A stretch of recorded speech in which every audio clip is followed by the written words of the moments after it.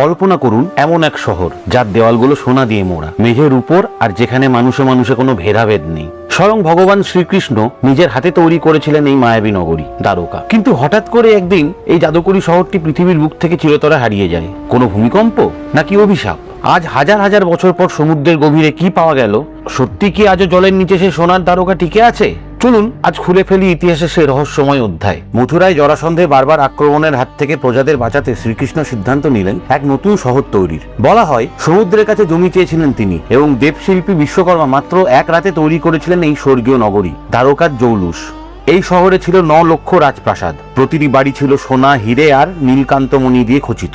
কৃষ্ণের নিজস্ব প্রাসাদের নাম ছিল অন্তপুর, যা ছিল পৃথিবীর সবচেয়ে সুন্দর স্থাপত্য। কিন্তু এই সমৃদ্ধির আড়ালে লুকিয়ে ছিল এক ভয়াবহ সমাপ্তির বীজ।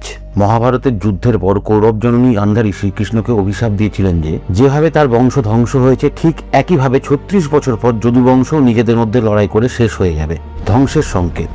36 বছর পূর্ণ হওয়ার পর দ্বারকায় অদ্ভুত সব অশুভ লক্ষণ দেখা দিতে শুরু করে। যদুবংশের যুবকরা ঋষিদের অপমান করে এবং এক ভয়াবহ লোহা বা মুষলের জন্ম হয়। নিজেদের মধ্যে কলহে পুরো যদুবংশ শেষ হয়ে যায়। এরপর শ্রীকৃষ্ণ যখন দেহত্যাগ করেন, অর্জুন আসেন দ্বারকাবাসীদের উদ্ধার করতে। কিন্তু আশ্চর্যের বিষয়, অর্জুন দ্বারকা ছাড়ার সাথে সাথে সমুদ্রের ঢেউ পাহাড়ের মতো গর্জে ওঠে আর আস্ত শহরটাকে গিলে ফেলে। বহুদিন মানুষ একে কেবল গল্প বা মাইথোলজি বলে মনে করত, কিন্তু বিংশ শতাব্দীর শেষে আধুনিক বিজ্ঞান চমকে দিল পৃথিবীকে। 1983 থেকে 1990 ডক্টর এস.আর. রাওয়ের নেতৃত্বে গুজরাট উপকূলের কাছে সমুদ্রের গভীরে অভিযান চালানো হয়।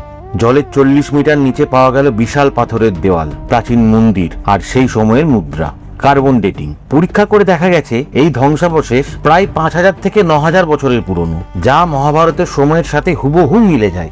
দ্বারকা আজও আমাদের মনে করিয়ে দেয় যে সময় বা কাল সবকিছুকেই মুছে দিতে পারে, কিন্তু সত্যকে নয়।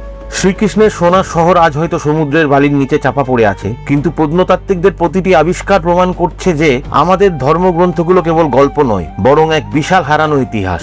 আপনার কি মনে হয়, দ্বারকার রহস্য কি পুরোপুরি উদ্ঘাটন করা সম্ভব? কমেন্টে জানান আপনার মতামত। ভিডিওটি ভালো লাগলে লাইক দিন এবং এই ধরনের আরো রহস্যময় ভিডিও দেখতে সাবস্ক্রাইব করুন। ধন্যবাদ।